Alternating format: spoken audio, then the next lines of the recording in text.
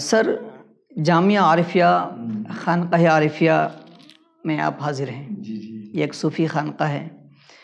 یہاں کے اساتذہ اور خدام سے آپ کی ملاقات ہوئی. صبح سے میں آپ کو کیسا لگا؟ دیکھیے میں نے اس سے پہلے بھی کئی خانقاہوں میں جاؤں ہوں، بہار میں بھی میں گیا اور کئی جگہ پہ میں جا چکا ہوں. آپ کے مینائی وہ گونڈا میں بھی گیا تو گیا ہوں میں.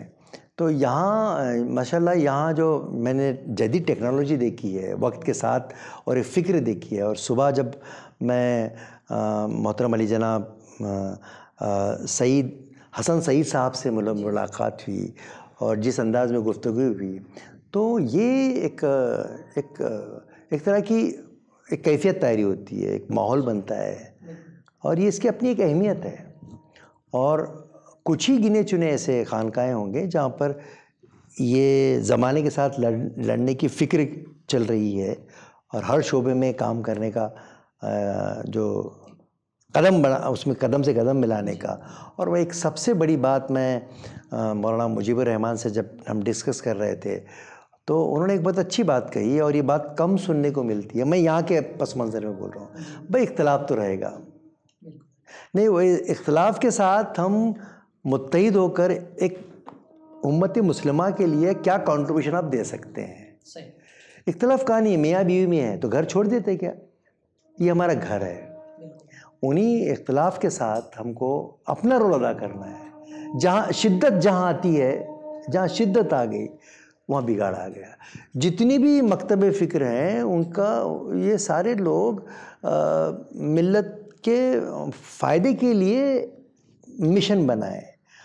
وہ اخلاص تھا، لیکن وقت کے ساتھ ساتھ ہم مذاق سے کہتے ہیں، بھلے اس کو سوٹ ہوتا ہے کہ نہیں مجھے نہیں پتا، بھئی اس کا مینٹیننس ایک ذمہ داری ہوتی ہے. بلندیوں پر پہنچنا کمال نہیں، بلندیوں پر ٹھہرنا کمال ہوتا ہے.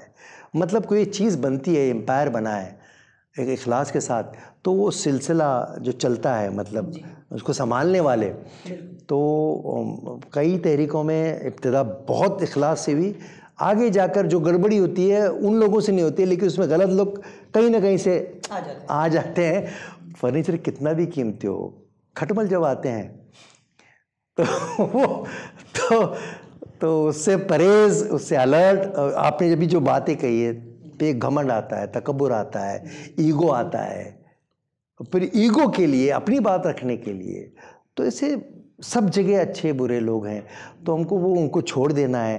سب جو ایک کاز پہ آتے ہیں. آج ہم کو جن حالات میں سروائیو کرنا ہے وہاں اپنے کاز پر ایک ذہن بننا، ہماری آنے والے نسلوں کو میں غیرت پیدا کرنا، خودداری پیدا کرنا، یہ ہمارا مشن ہونا چاہیے. ہمارے گھر کے مسائل بہت زیادہ ہیں، بے غیرتی ہے، تعلیم کا مسئلہ ہے، معاشرت میں کمزوری ہے، کئی قسم کے ایشوز ہیں ہمارے اپنے گھروں میں. تو مجھے لگتا ہے کہ وہ مسئلے کی چھوڑ دیجئے، یہ ایشوز خدمت خلق والی جو بات وہ ہوگی تو انشاءاللہ یہ وقت بھی گزر جائے گا انشاءاللہ.